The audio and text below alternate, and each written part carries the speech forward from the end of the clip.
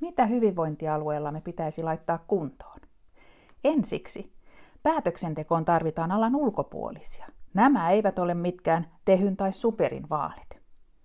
Hyvinvointialueen päätöksentekoprosessia on selkeytettävä. Ensisijaisesti toimintaa tulee tehostaa hallinnosta ja erilaisista tukitoiminnoista.